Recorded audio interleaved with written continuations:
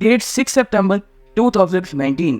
ये वो दिन था जिस दिन भारत का चंद्रयान 2 मून पर लैंड करने वाला था। पूरे देश की नजर इस पर टिकी हुई थी और मन में एक घबराहट भी थी कि क्या ये सही तरीके से मून पर लैंड कर पाएगा या नहीं।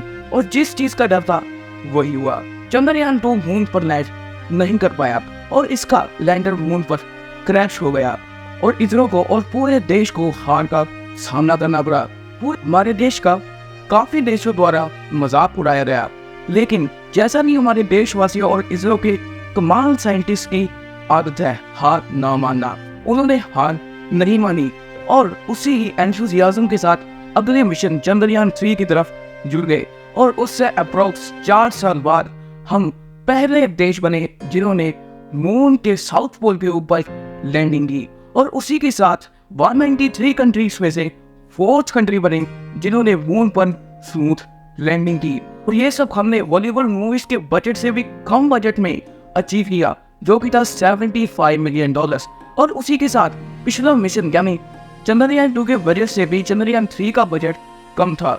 चंद्रयान 2 का बजट था $143 मिलियन और चंद्रयान 3 का बजट था $75 मिलियन। इतने कम बजट में तो हॉलीवुड वाले अपनी मार्वल की मूवी या इंटरस्टेलर भी नहीं बना पाते जितने कम बजट पर हमने मून पर लैंडिंग कर दी, और वो भी उस इलाके में मून पर लैंडिंग की जिस तरफ आज तक सूरज की रोशनी भी नहीं पहुंच पाई है, उस तरफ भारत पहुंच गया। लेकिन अब आगे क्या, मून पर लैंडिंग तो हमने कर ली, पर अब चंद्रयान 3 मून पर करने क्या वाला है वही जानेंगे हम इस वीडियो में, और जानेंगे कि इसकी इम्पोर्टेंस स्पेस रिसर्च में क्या होगी। So let's go.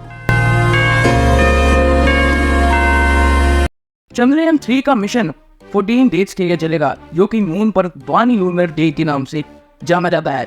In 14 days के बाद यानी 1 लूनर डे के बाद लूनर नाइट शुरू हो जाएगी, जिसमें मून का टेम्परेचर -130 डिग्री सेल्सियस तक पहुंच जाएगा। और इस कंडीशंस में हमारा चंद्रयान 3 सर्वाइव नहीं कर पाएगा, इसलिए ये 14 डेज के लिए ही एक्टिव रहेगा। लेकिन ये 14 डेज स्पेस रिसर्च के लिए बहुत इंपॉर्टेंट हो गए, क्योंकि ये इसमें ऐसी रिसर्च करने वाला है जो कि आगे जाकर बहुत काम आएंगी। चंद्रयान 3 को 3 पार्ट्स में डिवाइड किया गया है। Number 1 propulsion module, number 2 Vikram lander, number 3 प्रज्ञान रोवर। इन तीनों पार्ट्स के अंदर काफी सारे पेलोड्स डाले गए हैं। पेलोड्स का मेन ऑपरेटर्स यानी वो इंस्ट्रूमेंट जिससे चंद्रयान 3 मून के ऊपर रिसर्च करेगा। सबसे पहले हम बात कर लेते हैं प्रोपल्शन मॉड्यूल के बारे में। प्रोपल्शन मॉड्यूल में एक ऑपरेटर्स है जिसका नाम है शेप। ये मून को कम और हमारे अर्थ को ज्यादा स्टडी करेगा और काफी सारे एक्सो प्लैनेट्स को भी स्टडी करेगा उनसे आती हुई लाइट की मदद से, और ये जानेगा कि किन एक्सो प्लैनेट्स पर अर्थ लाइक कंडीशंस है और वहाँ पर ह्यूमंस का रहना पॉसिबल है, और किन एक्सो प्लैनेट्स पर अर्थ लाइक कंडीशन नहीं है और वहाँ पर ह्यूमंस सर्वाइव नहीं कर सकते।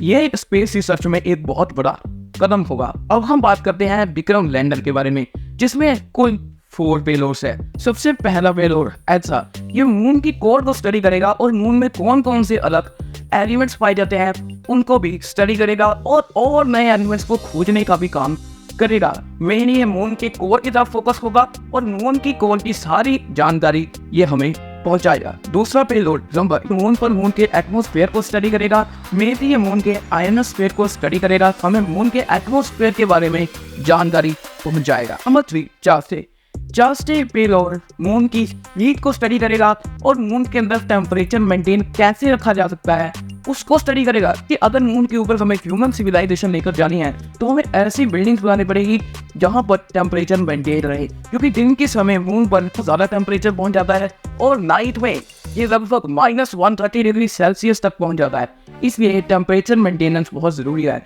इसको स्टडी करने का काम ये पेलोड करेगा। नंबर 4 पेलोड LRA, ये इंस्ट्रूमेंट नासा का है जिसको कि चंद्रयान 3 पर लेकर जा चुका है। इस इंस्ट्रूमेंट से हम अर्थ और मून के अंदर का डिस्टेंस एक्यूरेटली पता कर सकते हैं। ये पहले भी जब अपोलो 11 मिशन नासा की तरफ से मून पर गया था तो वहां पर उन्होंने रिफ्लेक्टर सेटअप किए थे जिससे कि हमें अर्थ और मून के बीच का डिफरेंस पता लगा था। लेकिन अब टेक्नोलॉजी और एडवांस हो गई है, प्रॉपर एक्यूरेटली डिस्टेंस मेजर कर सकते हैं ताकि आगे मून मैन मिशंस में एक्यूरेटली कैलकुलेशंस की जा सके। नंबर 3 पर प्रज्ञान रोवर। प्रज्ञान रोवर ज्यादा दूर तक डिस्कवर नहीं करेगा और ज्यादा दूर तक स्टडी नहीं करेगा। विक्रम लैंडर के 0.5 किलोमीटर की रेडियस के अंदर अंदर ही अपनी रिसर्च करेगा।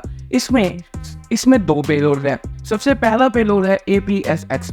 ये मून की सॉइल को स्टडी करेगा और उसमें पाए जाने वाले डिफरेंट एलिमेंट्स को स्टडी करेगा। और सेकंड पेलोड है IBS। ये मून की सॉइल को ही स्टडी करेगा लेकिन हाइट की हेल्प से स्टडी करेगा और मून के एलिमेंट्स की डिफरेंट प्रॉपर्टीज को स्टडी करेगा। और उसी के साथ ही ये जो प्रज्ञान रोवर है वो विक्रम लैंडर के द्वारा जो जानकारी कलेक्ट की गई है उसको अब तक साइंटिस्ट तक भी बेचने का काम करेगा। तो फ्रेंड्स, इससे हमें ये पता लगता है कि चंद्रयान 3 एक बहुत ही इंपॉर्टेंट मिशन है स्पेस रिसर्च के पॉइंट ऑफ व्यू से और टेक्नोलॉजी के पॉइंट ऑफ व्यू से, जिससे कि हम अपनी टेक्नोलॉजी को, स्पेस रिसर्च को और वास्ट कर पाएंगे।